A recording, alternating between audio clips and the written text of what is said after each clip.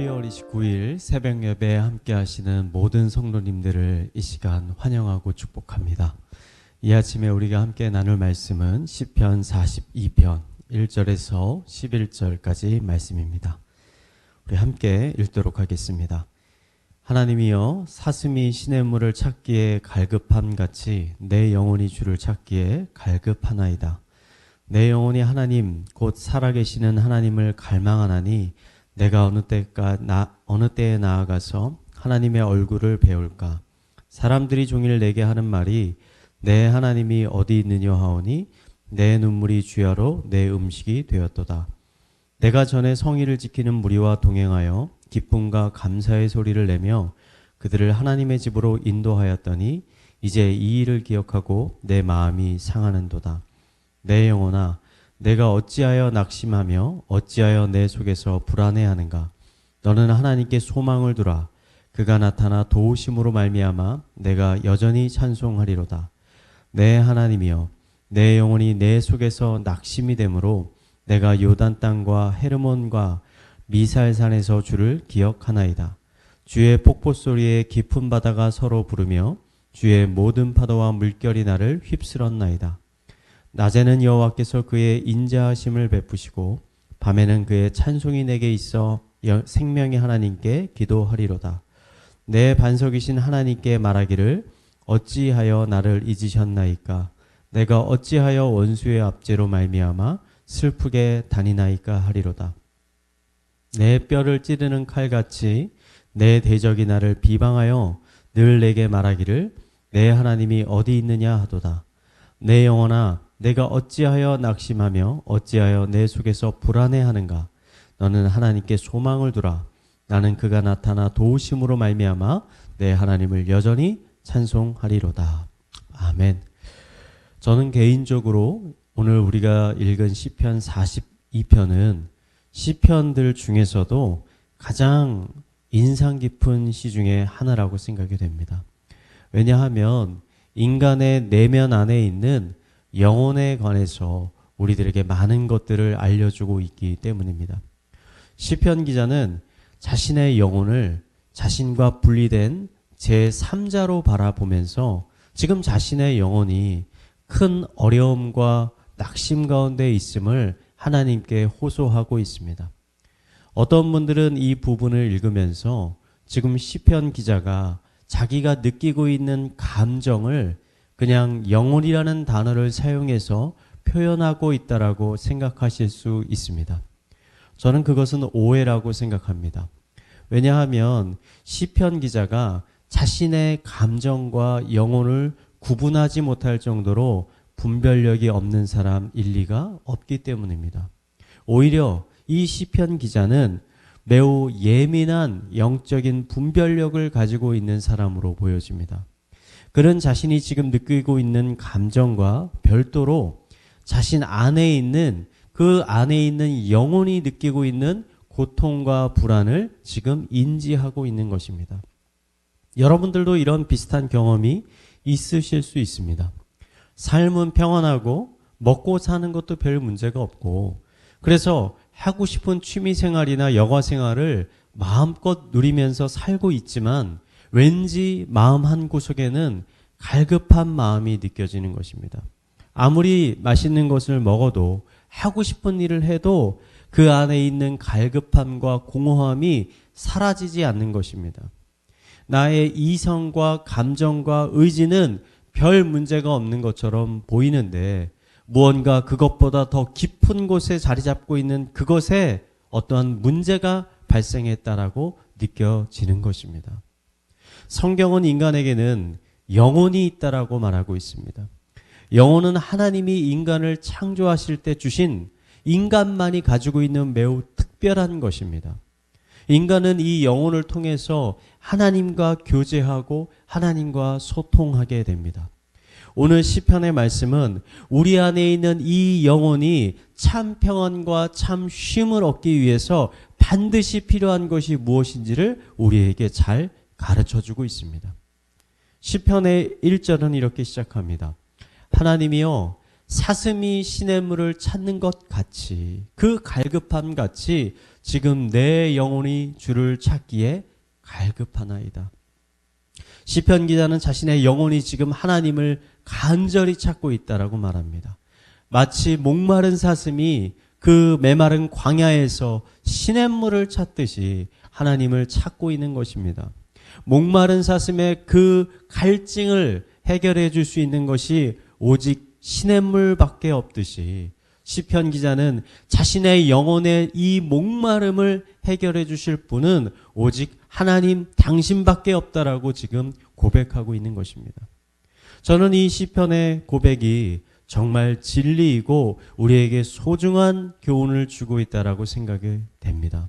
우리가 아무리 많은 돈을 벌어도, 아무리 좋은 직업을 가지고 있어도, 아무리 많은 사람들에게 칭찬과 명성을 얻고 있어도 만약 우리가 하나님과 만나지 못한다면, 우리 안에 하나님과의 친밀한 교제와 소통이 없다면 우리 안에 있는 영혼은 심한 갈증을 느끼게 되는 것입니다.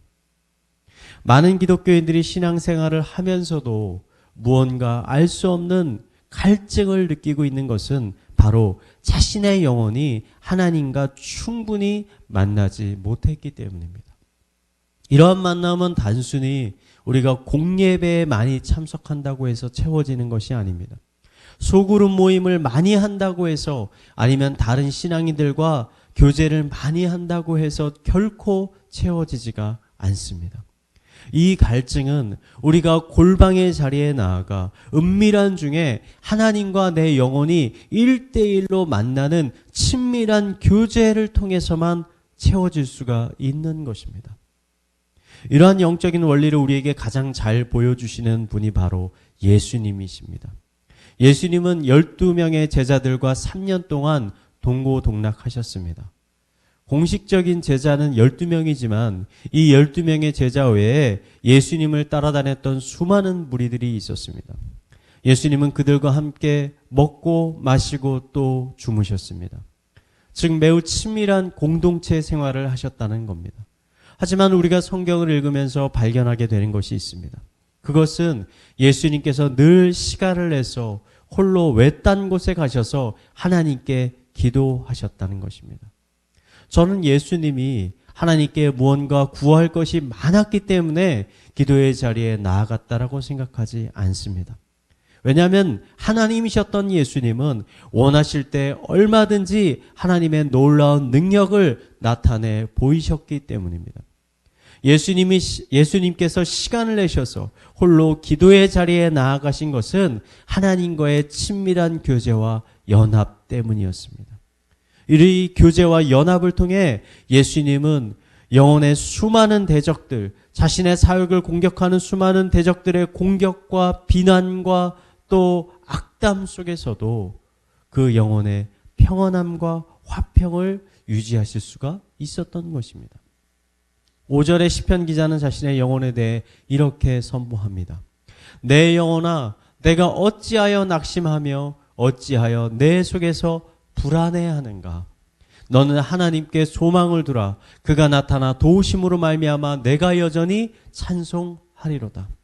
시편 기자는 자신의 영혼이 참된 평안을 얻을 수 있는 유일한 방법은 오직 하나님께 소망을 두는 것임을 알고 있었습니다. 그래서 자신의 영혼에게 현재 주변에 있는 상황들을 바라보지 말고 오직 하나님 한 분만을 바라보며 그분께 소망을 두라고 자신의 영혼에게 선포하고 있습니다. 여러분, 2020년 한국은 코로나로 인해 많이 힘들었습니다. 아직 코로나는 해결되지 않았고 성도님들 중에서도 많은 분들이 외적으로 또 내적으로 심적으로 많은 고통과 어려움을 겪고 계실 것입니다. 이런 분들 중에는 이 코로나만 해결되면 자신에게 있는 이 모든 문제들이, 어려움들이, 답답함들이 다 사라질 거라고 생각하시는 분들도 계실 것입니다. 하지만 저는 아니라고 생각합니다. 왜냐하면 이 코로나 기간 동안 정말로 큰 갈증을 경험하고 있는 것은 우리의 영혼이기 때문입니다. 코로나가 사라진다고 해도 만약 우리들의 영혼이 하나님과의 친밀한 교제를 회복하지 못한다면 우리는 여전히 해소되지 않는 갈증과 공허함을 느끼게 될 것입니다. 저는 이 코로나의 시기에 우리 믿는 사람들이 가장 큰 관심을 가져야 될 부분이 바로 우리들의 영혼이라고 생각합니다. 우리들의 영혼이 참 쉼과 참 평안을 얻을 때 비로소 우리들의 마음도 우리들의 생각도 평안함을 누리게 되는 것입니다. 새로운 힘을 얻게 되고 또 어떠한 상황 가운데서도 낙심하거나 절망하지 않게 되는 것입니다.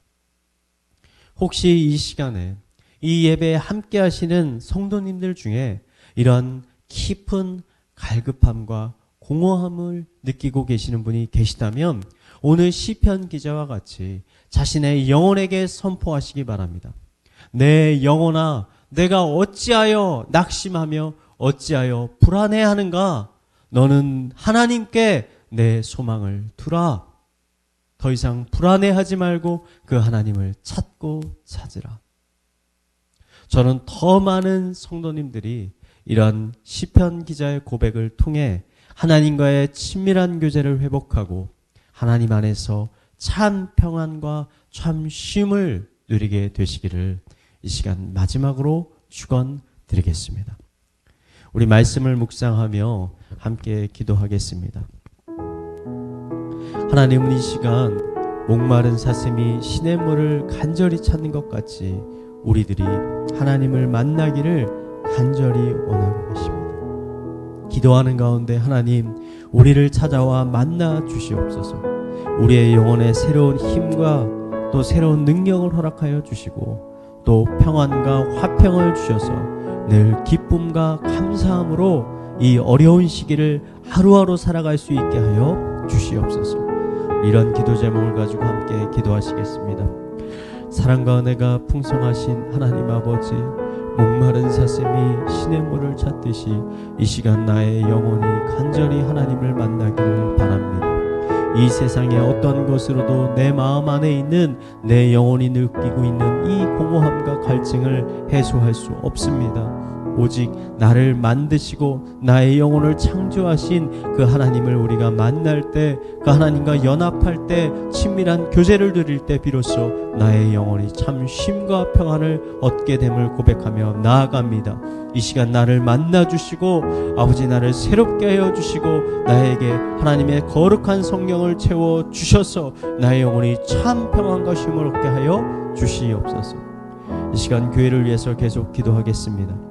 1월 초에 있는 신년 부흥회를 위해 기도하겠습니다. 부흥회 기간을 통해 살아있는 하나님의 말씀이 모든 성도들의 심령 가운데 선포되어질 수 있게 하여 주시옵소서.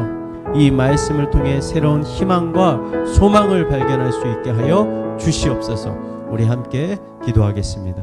하나님 아버지, 부흥회를 위해서 기도합니다.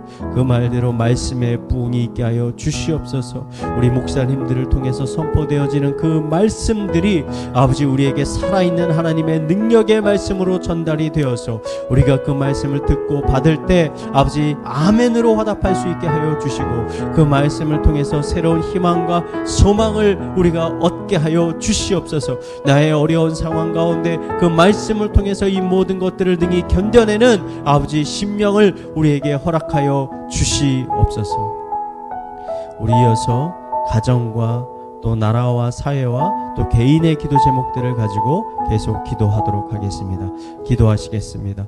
하나님 아버지, 이 시간 우리의 가정을 위해서 기도합니다. 우리의 모든 가정의 아버지 건강을 주님께서 지켜주시고 그들의 심령을 지켜주시고 그들의 영혼을 지켜주셔서 그들이 하루하루 하나님이 주시는 기쁨과 화평 가운데 살아갈 수 있도록 주님께서 인도하여